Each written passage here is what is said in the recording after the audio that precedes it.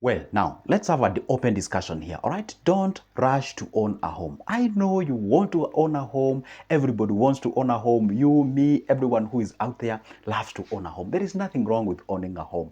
But when to own a home, that's where we draw the line. That's what brings the difference between person A and person B. Let me tell you one secret.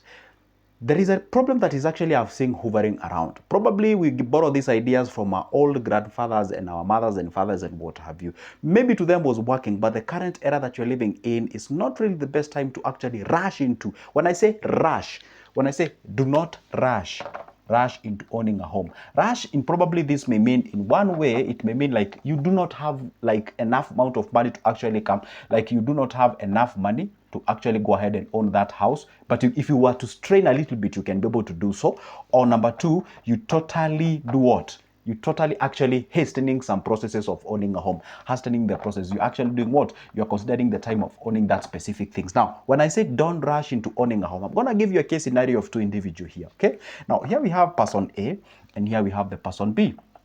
That's why I always say don't rush into owning a home. It is not like the ultimate dream in your life. The ultimate dream, of course, is one of it, but it's not the ultimate dream to do exactly that.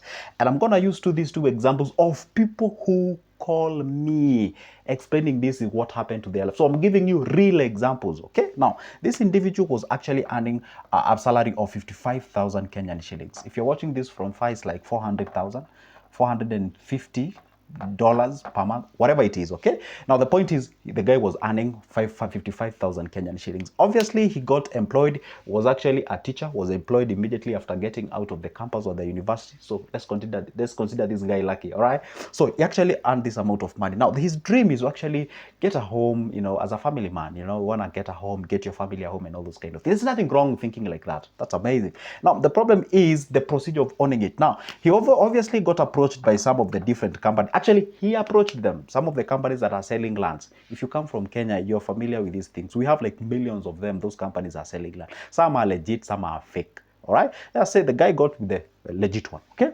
Now you go get a legit company, and this piece of land, the guy was being sold at around 1.1 million.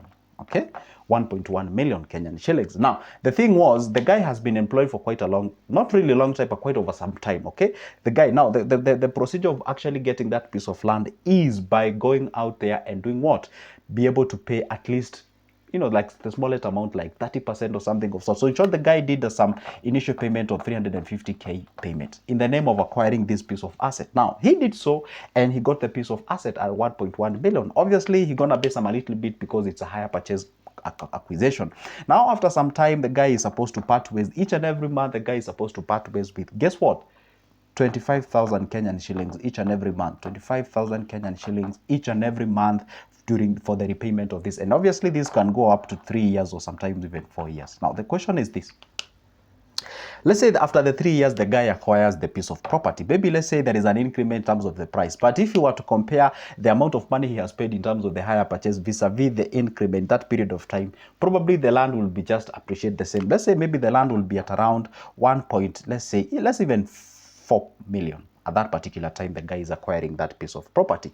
Now, and this end, we have this guy who is earning the similar amount of money, 55K at the end of the month. So instead of this guy acquiring, now, remember one thing, this property the guy has acquired, all the way the number of 3 years, the guy has done nothing. Why? He doesn't have the money to build a home. Okay, and if you have to do so, you have to do so after the 3 years. Let's say this guy actually after the 3 years, he takes now another loan to actually go ahead and build a home. He takes another loan to go because, hey, this is just an acquisition. He takes another loan, let's say of 1 million, of let's say 1.5 million. And obviously 1.5 million ain't gonna give you like a big home, a dream house or something, because this is like just a makeshift place to actually call it a home. All right, let's say he get the same 1 million, and then he takes the same period of time, which is now another 6 years, to actually acquire that piece of home. Now guess what happens? He has a structure of 1.5 million and he has a piece of land. Now this guy is worth like 3 million after 6 years. Okay, Remember one thing, the guy has actually constrained what we call, because he's paying 25,000, he's remaining with 30,000. For the next 6 years,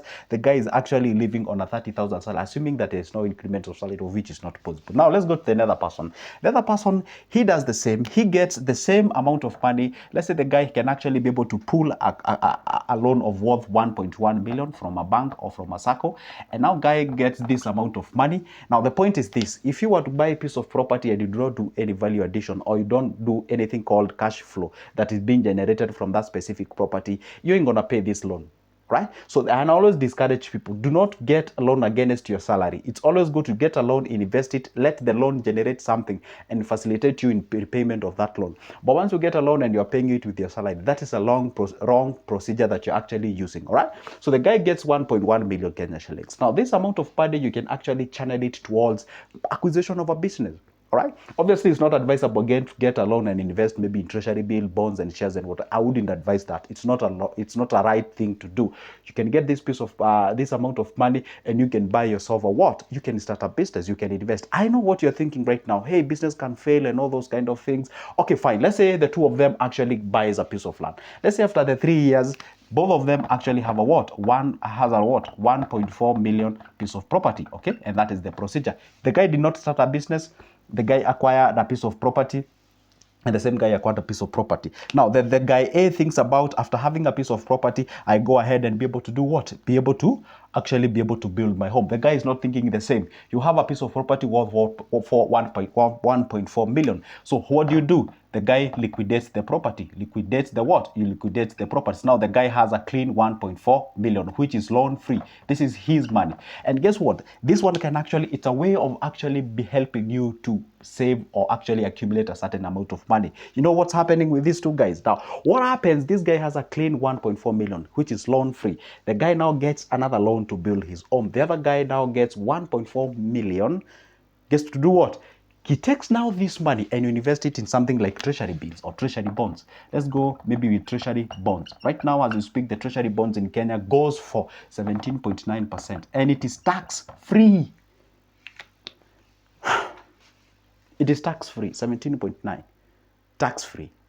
Guess what happens? At the end of the year, this guy, instead of acquiring a home, remember one thing, the salary of this guy goes back to 55 because he doesn't have any loan that he's paying. The salary of this guy remains to be 30,000 because he still gets another loan of a similar amount, probably paying the similar amount of money each and every month. This guy's salary goes back to 55,000. He gets 1.4. He has sold a property. Obviously, this amount of money is not enough to buy a piece of property and come with rental houses. But this guy decides to go the treasury bonds way. So if you buy the treasury bonds at 17.9%, all right, let's just call it 17%. Okay. Now, no, let's call it 17.9 because that's where it is now. 17.9%. What is 17.9 of 1.4 million?